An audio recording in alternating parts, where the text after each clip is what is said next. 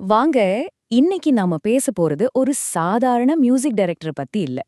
இந்திய சினிமாவின் முகத்தையே அதோட இசையையோ மாத்தி எழுதின ஒரு இசை புயல பத்தி தான். பாருங்க, இவரு வெறும் ஒரு இசையமைப்பாளர் மட்டும் கிடையாது. உலகமே திரும்பி பார்க்கற அளவுக்கு 2 ஆஸ்கர் விருதுகளை தட்டி தூக்கி இந்தியாவுக்கு பெருமை சேர்த்தவரு. அது மட்டும் இல்ல, ஆஸ்கரோட நிக்கல. அதே படத்துக்கு 2 கிராமி விருதுகளையும் அள்ளிக்கிட்டு வந்து உலக இசையுலகையே அதிர வச்சாரு. அதனாலதான் உலகம் இவரை ரொம்ப பாசமா மெட்ராஸின் மொசாட்னா கூப்பிடுது. சொல்லப்போனா இவரோட வாழ்க்கை வெறும் ஒரு கதை இல்ல, அது திறமை, விடாமுயற்சி, அப்புறம் ஒரு பெரிய இசை புரட்சியோட சரித்திரம். ஆனா இங்க ஒரு கேள்வி வருது. இவ்ளோ பெரிய புகழுக்கு பின்னாடி என்ன இருக்கு? சென்னையில இருந்த ஒரு சின்ன பையன் எப்படி உலகமே கொண்டாடுற ஒரு இசை ஜாம்பவானானாரு? வாங்க, அந்த கதையோட ஆரம்பத்துக்கு போலாம். முதல்ல அவரோட சின்ன வயசு வாழ்க்கைய பத்தி பாப்போம். அங்க திறமைக்கு கொஞ்சமும் குறைச்சல் இல்ல. ஆனா அதே அளவுக்கு, ஏன் அதுக்கு மேலேயே கஷ்டங்களும் இருந்துச்சு. இப்ப நீங்க பாக்குற இந்த டைம்லைன் சும்மா நம்பர்ஸ் இல்ல. 4 வயசுல பியானோ, 9 வயசுல அப்பாவோட இழப்பு, 11 வயசுல குடும்ப பாரம். யோசிச்சு பாருங்க, ஒரு சின்ன பையன் தோள்ல எவ்ளோ பெரிய சுமை இருந்திருக்கோன்னு. அதனால அவருக்கு மியூசிக்குங்கிறது ஒரு ஹாபி கிடையாது. அதுதான் அவரோட உயிர் மூச்சு. அவங்க குடும்பத்தோட பசிய போக்குற ஒரே வழி. சொல்லப்போனா தேவைதான் அவரை இந்த இசைப்பாதைக்குள்ள முழுசா தள்ளிவிட்டுச்சு. அப்படியே அவர் வளர்ந்து வர்ற காலத்துல அவர் நேரடியா சினிமாவுக்குள்ள போகல. அதுக்கு பதிலா விளம்பர உலகத்தோட அந்த பரபரப்பான சூழலுக்குள்ள தான் அவர் நுழைஞ்சாரு. இங்கதான் அவர் இந்திய இசை, மேற்கத்திய இசைன்னு 2யும் கலந்து ஒரு புது சவுண்ட உருவாக்க ஆரம்பிச்சாரு. பேண்ட்ஸ்ல வாசிக்கிறது, லண்டன்ல போய் படிக்கிறதுன்னு தொடர்ந்து கத்துக்கிட்டே இருந்தாரு. புதுசு புதுசா முயற்சி செஞ்சுட்டே இருந்தாரு. அவரோட இசை மேல அவருக்கு இருந்த அந்த தாகம் இருக்கே அப்பாப்பா. 1989ல தன்னோட வீட்டுக்கு பின்னாலேயே சொந்தமா ஒரு ஸ்டூடியோவை கட்டிட்டாரு. எதுக்கு தெரியுமா? அவரோட இசை அவரோட கண்ட்ரோல்ல இருக்கணும்னு. அந்த சின்ன ஸ்டூடியோல இருந்து வெறும் 5 வருஷத்துல 300க்கும் அதிகமான விளம்பரங்களுக்கு ஜிங்கிள்ஸ் போட்டிருக்காரு. இதுல டெக்னாலஜி மட்டும் இல்ல, ஒரு வேலைய எப்படி கச்சிதமா முடிக்கணுங்கிற ஒழுக்கத்தையும் கத்துக்கிட்டாரு.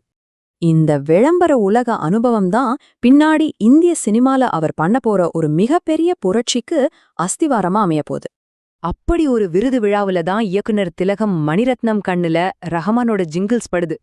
அப்போ அவர் கேட்ட ஒரே ஒரு டெமோ, அது இந்திய சினிமாவோட இசை வரையாத்திரையே மாத்தி எழுத போகுதுன்னு யாருக்கும் தெரியாது. அந்த டெமோவோட விளைவுதான் ரோஜா. ஆமாங்க, இந்திய சினிமா அதுவரைக்கும் இப்படி ஒரு மியூசிக்க கேட்டதே இல்ல.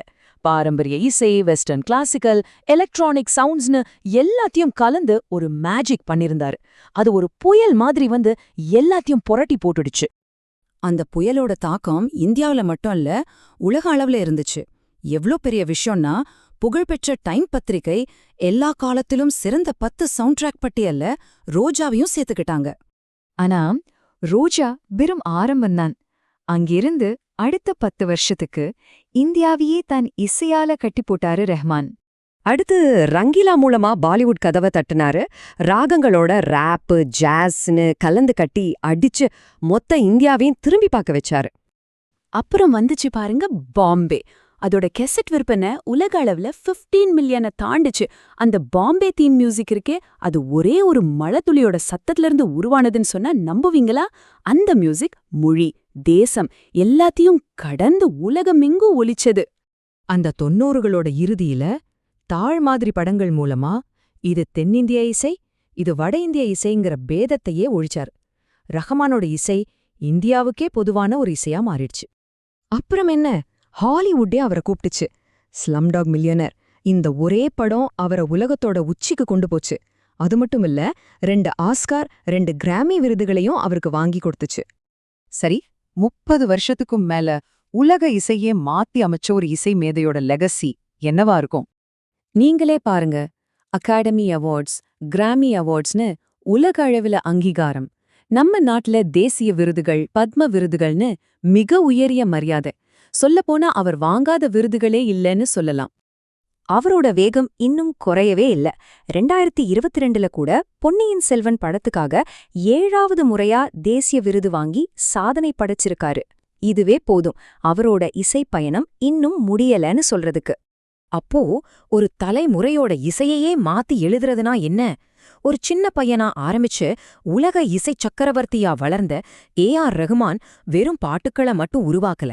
அவர் மாறிக்கிட்டு இருந்த ஒரு புது இந்தியாவின் இதய துடிப்ப இசையா மாத்தி அத உலகத்துக்கே கொண்டு போய் சேர்த்தார்.